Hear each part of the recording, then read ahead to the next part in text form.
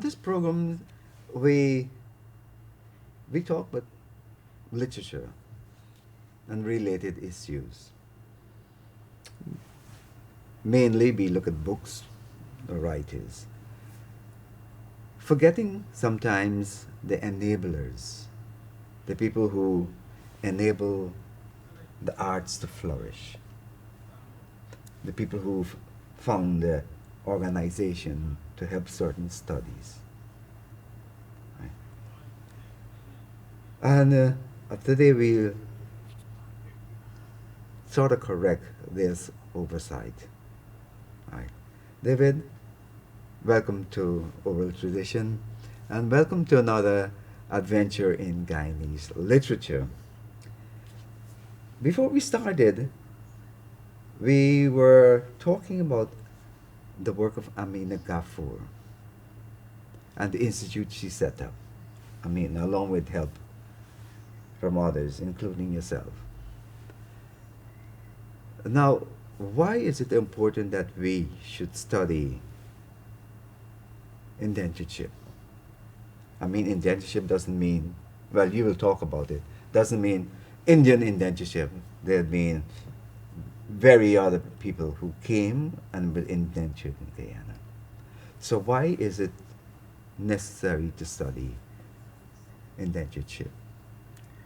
Well, first of all, Petamber, thank you again for having me in your program.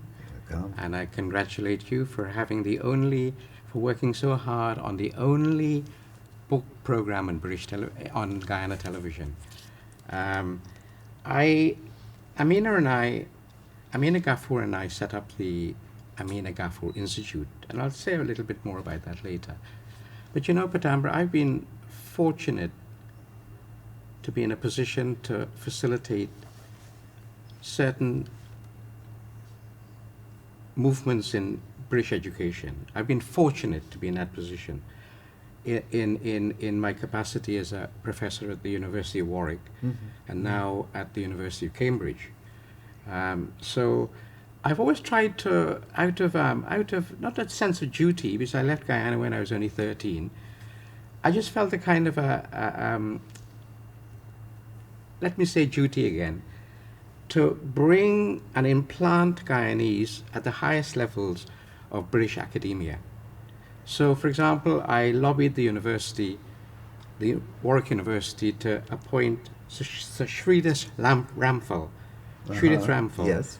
who was then retired from being the Secretary General of the Commonwealth. And so I lobbied the university to make him the Chancellor, and they did. And then I lobbied the university to give award Yesu Persaud an honorary doctorate, because he was a tremendous philanthropist. He created so many institutions in Guyana, Amazing. including IPED, which is a microcredit system, I think modeled after the Grameen Bank in Bangladesh. And then I lobbied the university to, afterwards, when he was awarded his doctorate, to rename the whole Center for Caribbean Studies after Yesu Persaud. So now we have Ramphal, Chancellor of the University of Warwick, a big lecture theatre, huge lecture theatre called the Ramphal Building, and we have permanently now the Yesu Persaud Center for Caribbean Studies. And then, as soon as I got to Warwick, we lobbied the university. When I say lobbied, it's not political. It's academics speaking to each other, for them to institute a permanent lectureship in honor of Walter Rodney. So that has been going on, because, you know, the assassination of Walter Rodney is a permanent stain on Guyana's history, a permanent stain, a crime of the highest level to kill a brilliant man like that, and a man of courage. So now there has been, since 1985, a Walter Rodney Memorial Lecture. And a few years ago, it was given by Patricia Rodney, Dr. Patricia Rodney, his widow. Yeah. So these are the things I've been doing over the last 30 or 40 years. And a literary now. prize came out of that also, for Rodney. Oh yes, we funded Yeah. I'm part of the Walter Rodney Foundation in America. So I was in a position to fund a literary prize at the University of Guyana. I think for a couple of years, Yeah. and then I ran out of money. Now with the Amina Ghafoor Institute, first of all, Amina was one of the leading scholars in Guyana, modest as she was. She wrote the only full-length study of Roy Heath, the Guyanese novelist, Roy Heath, right? She published a bibliography on writings about Guyana. She published a fictional autobiography, Yep. and then before she died, she completed another bibliography of about 200 pages on Guyanese people writing on Guyana. It's a remarkable achievement, given that in those days there was no internet, so it was hard to get information. And then she was not well, and as you know, she died last year. And then she was a major philanthropist Of course. in kidney transplant, in anybody who needed help, scholarships, and so on. Housing, You go everything, yeah. you go to She was Amina. that She never said part. no. Her husband Sattar calls her the honorary minister of education, which was very much into Indeed, education. indeed, Yes. indeed. And so obviously, Yeah. I'm so privileged know- to be I associated. know, I'm yes. privileged to be associated with her. You know. She helps the Guyana Book Foundation when she was alive. She was in education. Right? That's an NGO, and she used to be bailing them. Well, yeah, but bailing them out mostly. Yes, okay. And of course, that is characteristic of her. A philanthropist, an art activist. She edited, commissioned, edited, and published articles by scholars all over the world on Caribbean issues and Guyanese issues. An arts forum. She ran the Arts Journal. I can't remember how many editions for many, many years, and she paid for it. It was almost a one-woman Industry, as it were. activity, and she was just some, and of course, being a Muslim woman as well is important. She's a minority. She's a minority within a minority. I don't think that mattered to her, you know. Though she Quietly, she engaged. well, in- I think it mattered to her in terms of zakat. I think it's called the Muslim Yeah. duty to charity. You know, I think she took that very seriously. Now, what did we do when we established the Amina Ghafoor Institute in London? We decided to launch it in the House of Lords. Because that's where a lot of debates. Is that an irony? Well, that is exactly it, because that's it was in the House of Lords that debates about slavery and indentureship took place over long periods, right? So here we are coming back. We've won. We've won. We're launching the Amina Ghafoor Institute. So it was launched in the House of Lords, and I have to say that we have at the very beginning decided to make the Amina Ghafoor Institute representative of all indentured peoples. For example, Yes. we know about the Indians and the Yes, Portuguese you and the need to Chinese, underline that. but we Yeah. don't know about the 700,000 Africans who were freed from slave ships after 1807 and left on the nearest islands, or if the illegal slave ships were caught off the coast of Africa, they were sent to Sierra Leone.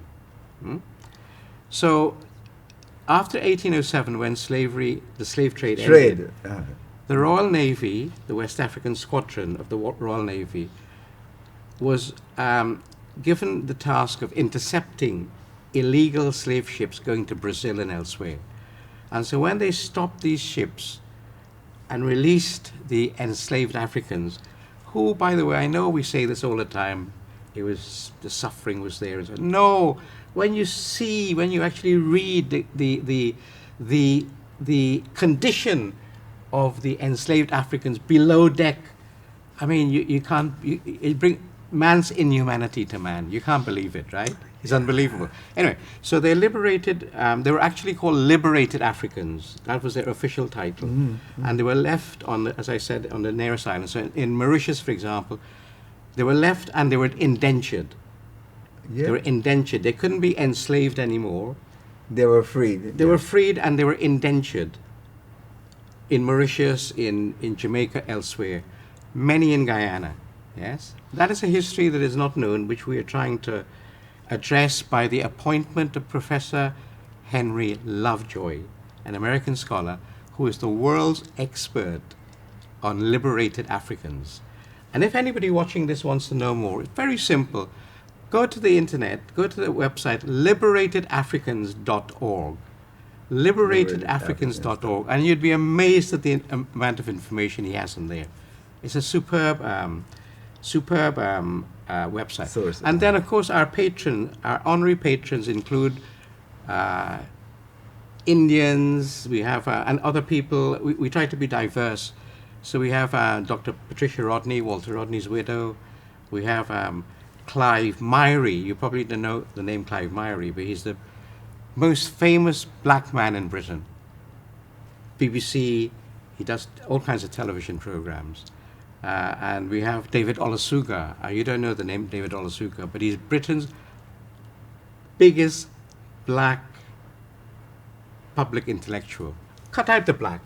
He's one of Britain's biggest public intellectuals. Very well known. Yeah. They're all part of the Amina Ghaffur Institute. Yeah. Then we have an academic advisory board of about 40 academics and scholars and artists worldwide. So since the launch at the House of Lords, we've been growing to such an extent that now we have a website, which is the only website in the world dedicated to indentureship in all its plural forms. And that website contains the largest and most comprehensive bibliography on indentureship anywhere in the world. So if you want to find out about indentureship in Fiji or Reunion, you go there and it's there, right? It tells you what to read. The Amina Ghaffur Institute also runs the Journal of Indentureship and its Legacies. It's about 8 issues now, 2 issues a year. And again, it's published many writers and scholars. And so on. So that's part of our work. We now want to address young people, because young people don't read books as much as they did in the past. So we're now planning with Arlen Harris, the filmmaker, who came to Guyana and he made a film on Walter Rodney, he made a film on Yesu Persaud, he made a film on iPad. We're now planning to make a film on indentureship. Because young people prefer to see things on the screen. Visual. I don't know what else I can say. The journal is edited by Dr. Maria Canadine and Professor Amar Wahab from the University in Toronto. So it's all in place. And eventually, though I am thinking of how this can be done best, I would hope that the Amina Ghaffur Institute can also be located at the University of Guyana. Because Amina Ghaffur received an honorary doctorate from the University of Guyana. But before I engage in those detailed discussions, I want to build up the Institute a bit more.